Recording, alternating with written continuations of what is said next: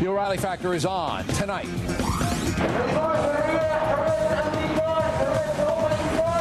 A Factor World exclusive inside Guantanamo Bay, the most controversial prison in the world. If that button is pressed, within 3 to 5 seconds, all available MPs will respond to the situation. For the first time, you will hear from the American interrogators who sit across from the al-Qaeda terrorists. When you hear and read in the press that this place is a torture chamber, what runs through your mind? And we'll take a look at the charges of torture. Caution, you are about to enter a no-spin zone. The Factor begins right now.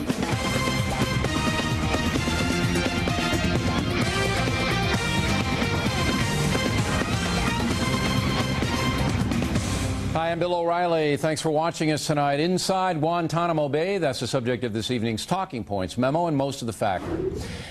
Just hours after I left the prison at Gitmo last Friday, 3 detainees committed suicide, the first fatalities at the camp since it was set up shortly after 9/11.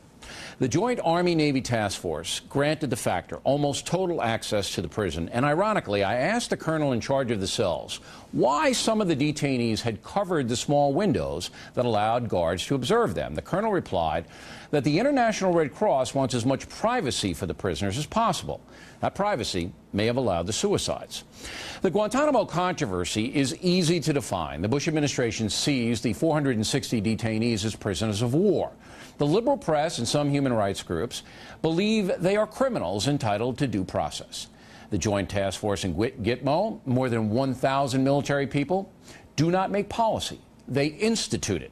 So the bulk of my reporting tonight is not about the political controversy. It's about the prison itself. Although some have called Gitmo a place where torture is practiced, there is no proof of that on the record. It is true that Mohammed al-Qahtani, thought to be directly involved with the 9/11 attack, was treated harshly. Secretary of Defense Rumsfeld ordered that Qahtani could be subjected to coerced interrogation, including loud noise, the presence of a dog, and sleep deprivation.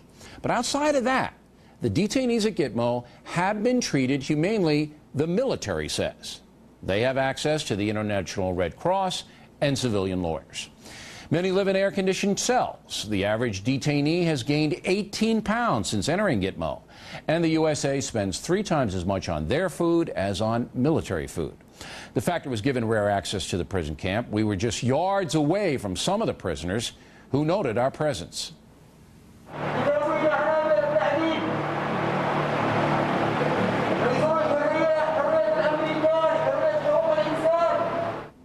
That prisoner screaming in Arabic. Obviously, the military showed us what they wanted us to see. But again, there's absolutely no evidence that I've seen that says any abuse is taking place at Guantanamo Bay. Nevertheless, the left continues to call for the prison to be closed. People like Congresswoman Nancy Pelosi are adamant about it. But where do we send these people? They'd be executed inside civilian prisons, and why shift them to a military prison inside the USA? There's no reason to do that. So at this point, 10 detainees have been charged with war crimes. More than 300 are deemed dangerous to the USA, and about 140 have been designated for release, but few countries want to take them. 279 Gitmo prisoners have already been set free. Few of them went on to commit murder. For example, a Gitmo jihadist blew up a Marriott hotel in Pakistan shortly after the USA repatriated him back to that country. So Talking Points is convinced Guantanamo Bay is being run correctly and that it is necessary for the security of this nation. And that's the memo. Now for the top story tonight, reaction to the Gitmo suicides. Today, the New York Times once again called for the prison to be shut down. The paper also criticized Gitmo commander Admiral Harry Harris, who I talked with on the phone. Did it go down the way I said, that there was a blockage of view and these guys just hung themselves behind some laundry? Hey, sir, I'm not going to get into the specifics right now. As you might know, if not, I'm going to tell you. There's an ongoing investigation. It's an independent, autonomous investigation. It's run by the Naval Criminal Investigative Service, but it is not a criminal investigation. It's a death investigation. But your name, and I'm sure you know this, was bannered around by the New York Times today. And I want to read you the quote, and you can react to it.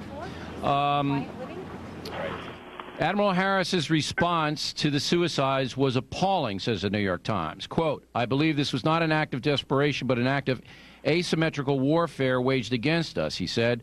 The inmates have no regard for life, neither ours nor their own. And then the New York Times says in their editorial, these comments reveal a profound disassociation with humanity. They say more about why Guantanamo Bay should be closed than any United Nations report ever could. How do you respond? Do you want to, first of all, explain what asymmetrical warfare is?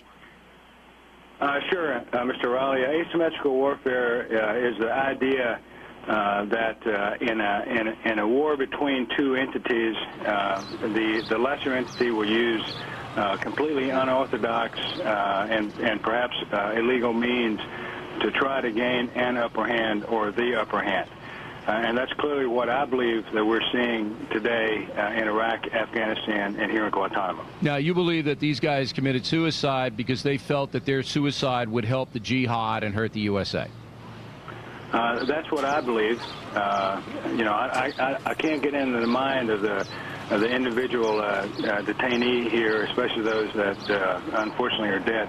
But I believe in the broad picture, you are absolutely correct. I've said before that I believe that this is not an act of desperation, and it's not an act of despair.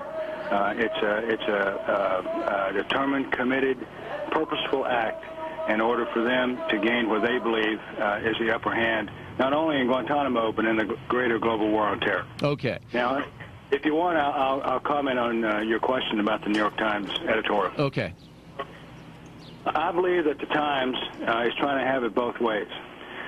First, you know, they criticize us for not allowing hunger strikers to strike until they're dead. And then they criticize us because 3 enemy combatants did manage to kill themselves by hanging.